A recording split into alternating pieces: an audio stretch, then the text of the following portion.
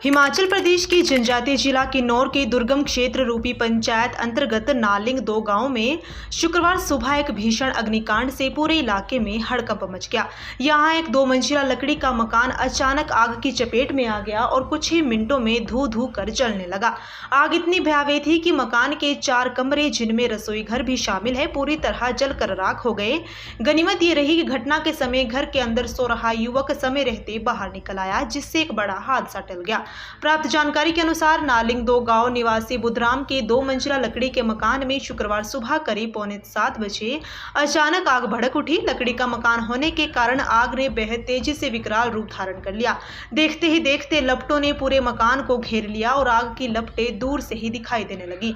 उस समय मकान के निचले हिस्से के कमरे में बुधराम का बेटा सुभाष गहरी नींद में सो रहा था।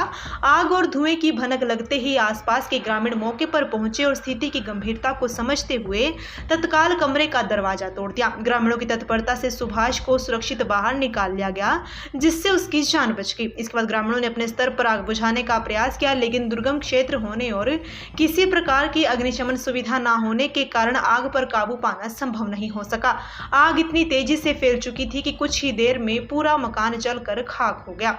बताया जा रहा है कि इस अग्निकांड में घर में रखा सारा सामान, अनाज, कपड़े, बर्तन और जरूरी दस्तावेज जलकर नष्ट हो गए हैं, जिससे परिवार को लाखों रुपए का नुकसान हुआ है। घटना के समय मकान मालिक बुधराम बीमारी के चलते ज्यूरी में उपचार के लिए गए हुए थे, जबकि उनकी पत्नी रामकली गांव में ही किसी के पास गई हुई थी। आग लगने के कारणों का फिलहाल पता नहीं चल पाया है। आशंका जताई जा रही है कि आग शॉर्ट सर्किट या चूल्हे की चिंगारी से लगी हो सकती है। हालांकि इसकी पुष्टि जांच के बाद ही हो सकेगी। घटना की सूचना मिलते ही ग्राम पंचायत रूपी के प्रधान रामेश्वर नेगी मौके पर पहुंचे और स्थानीय प्रशासन को इसकी जानकारी दी। प्रशासन की ओर से राजस्व विभाग की टीम को घटनास्थल पर भेजा गया है, जो नुकसान का आकलन करने में जुटी हुई है। ग्रामीणों और पंचायत प्रतिनिधियों ने प्रशासन से पीड़ित परिवार को शीघ्र राहत राशि, अस्थायी आवास और अन्य जरूरी सहायता उपलब्ध कराने की मांग की है, ताकि प्रभावित परिवार इस मुश्किल समय से उबर सके।